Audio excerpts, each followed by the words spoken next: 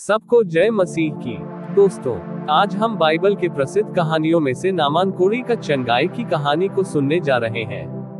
Naaman कोढ़ी कौन था, उसे कौन सा रोग था और उसे चंगाई कैसे मिली? कहानी को पूरा जानने के लिए वीडियो को पूरा देखिए।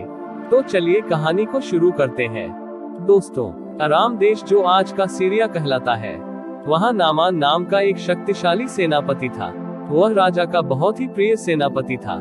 उन्होंने कई युद्धों में विजय प्राप्त की थी। लोग उसकी वीरता की कहानियां सुनाते थे, लेकिन उसकी एक दुखद सच्चाई भी थी। उसे कोढ़ का रोग था। कोढ़ एक भयानक बीमारी थी जिससे लोग दूर भागते थे।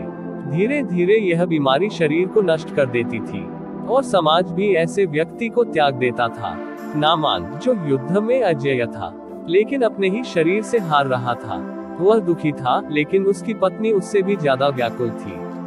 एक दिन नामान के घर में काम करने वाली एक छोटी इजरायली दासी ने उसकी पत्नी से कहा, काश मेरे स्वामी इस्राएल के भविष्यवक्ता एलीशा के पास जाते, तो वे उन्हें जरूर चंगा कर सकते हैं।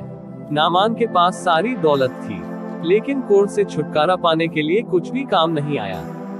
जब उसने इस लड़की की बात सुनी, तो उसे पहली बार एक नई आशा की किरण दिखी। वह तुरंत अपने राजा के पास गया और इस्राएल के राजा को एक पत्र लिखवाया, जिसमें प्रार्थना की गई कि वह नामान की सहायता करे। नामान अपने रथों, घोड़ों और सेवकों के साथ इस्राएल पहुंचा। जब वह एलीशा के घर पहुंचा, तो उसे उम्मीद थी कि भविष्यवक्ता बाहर आकर उसे छूकर चंगा करेंगे, लेकिन ऐसा नहीं हुआ। एलीशा ने अपने सेवक के द्वारा संदेश भेजा कि जाओ, यरदन नदी में 7 बार स्नान करो, अर्थात 7 बार डुबकी लगाओ, तब तुम्हारा शरीर फिर से शुद्ध हो जाएगा। नामान को यह बात सुनकर गुस्सा आ गया। वह सोच रहा था कि एलीशा कोई महान चमत्कार करेंगे, लेकिन उन्होंने बस उसे नदी में नहाने के लिए कह दिया। उसने क्रोधित होकर कहा, क्या दमिश्क की नदियां इस्राएल की नदियों से अच्छी नहीं है? क्या मैं वहां नहा नहीं सकता था? नामान लौटने ही वाला था कि उनके सेवकों ने विनम्रता से कहा, स्वामी, यदि भविष्यवक्ता ने आपसे कोई बड़ा काम करने को कहा होता, तो क्या आप उसे नहीं करते? केवल स्नान करने में क्या जाता है? यह सुनकर नामान को अपनी भूल का एहसास हुआ। वह यरदन नदी में गया और उसने डुबकी लगाने शुरू की। जैसे ही उसने 7वीं बार डुबकी लगाई, कुछ अद्भुत हुआ। उसका कोढ़ पूरी तरह से समाप्त हो गया। उसकी त्वचा एक छोटे बच्चे की तरह मुलायम और शुद्ध हो गई।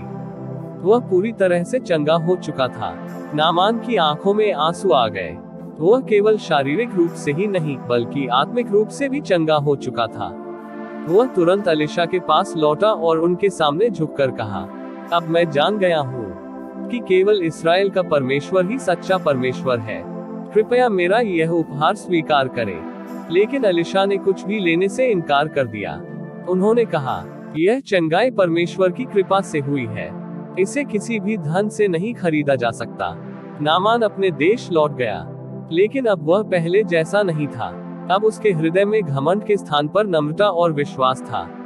उसने निश्चय किया कि वह केवल इस्राएल के परमेश्वर की ही उपासना करेगा। इस प्रकार सेनापति नामान कोढ़ी चंगाई को प्राप्त किया। इस कहानी से सीखने योग्य कुछ खास बातें हैं। प्रभु की चंगाई अनमोल है, इसे किसी धन दौलत से नहीं खरीदा जा सकता। विश्वास और विनम्रता चमत्कार लाती है। यदि नामान अपने अहंकार में रहता, तो वह कभी चंगा नहीं होता। यह कहानी हमें सिखाती है कि जब हम विनम्रता से परमेश्वर पर भरोसा रखते हैं, तो वह हमारे जीवन में अद्भुत कार्य करता है। दोस्तों, ऐसे ही बाइबल की कहानी को जानने के लिए चैनल को सब्सक्राइब करें और वीडियो को एक लाइक भी करें। परमेश्वर आप सभी को बहुतायत का आशीष प्रदान करे। आमीन।